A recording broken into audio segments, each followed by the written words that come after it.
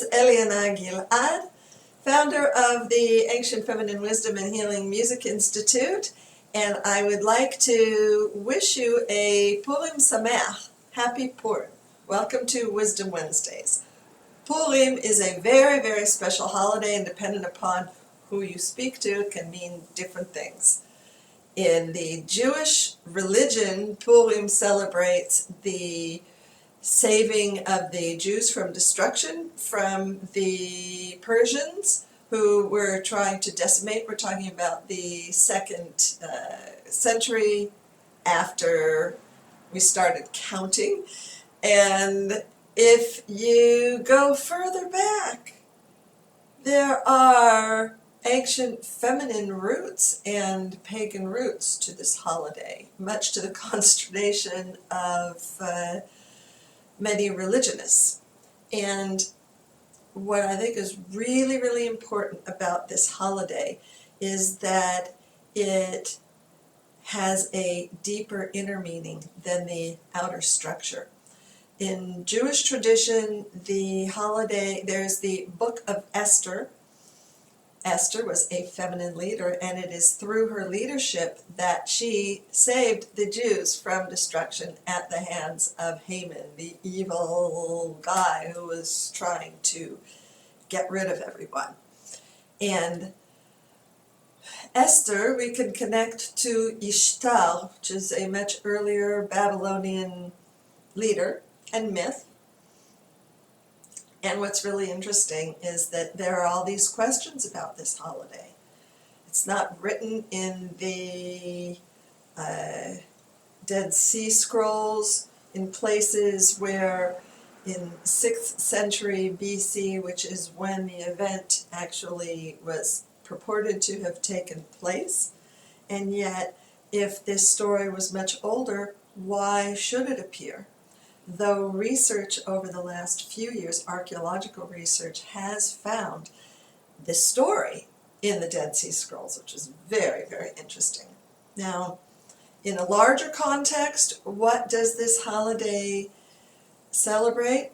In Kabbalah, in mystic Judaism, it is purported to celebrate the inner celebration of contrast, dark and light, opposite extremes. And you see that I'm wearing a robe. I'm dressed up because it's also celebrated as the Jewish Purim. That represents the much older story of Esther, or Ishtar, whoever this feminine leader was, who got dressed up and pretended to be someone else than who she was, to be able to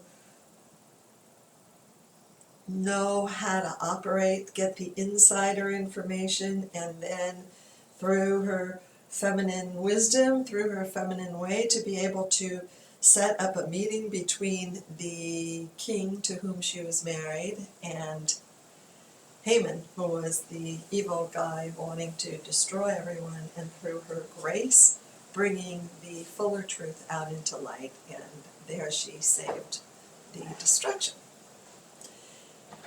What is really interesting for me to share with you is that this story and that this ancient wisdom can help us solve our modern problems today, such as the imposter syndrome, where you're dressed up on the outside pretending to be somebody who you're not, and on the inside feeling scared, and my God, if they really knew, they'd decimate me.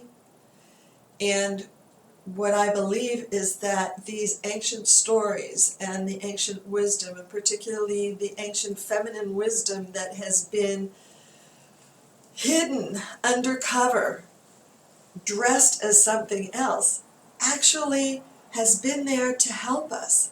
And today, as the world is falling apart and we're entering into a new era, the feminine power is coming back up to be revealed once again. And isn't that cool? So that when you take off your robe, you can show up as you truly are today, all right? Here my hair is not perfect. Well, neither am I, and neither are you. And in our imperfection, we are perfect. It's time to dare to be who you are. How can you dare? No matter what the origins, no matter what happened in the past, no matter whether it's a Jewish story or a Babylonian story or a Persian story, who cares in the end? What matters is the essence of it and the wisdom of it. And how can you take that wisdom from your past and make the correction today so that you can show up safe and sound and serene in your power to then take action that leads you to a better tomorrow. So I'm really interested in hearing your wisdom, what you've learned. Make a note in the comments below, and I promise to answer you back. Please do something kind for yourself because you truly deserve it today and every day. Bye.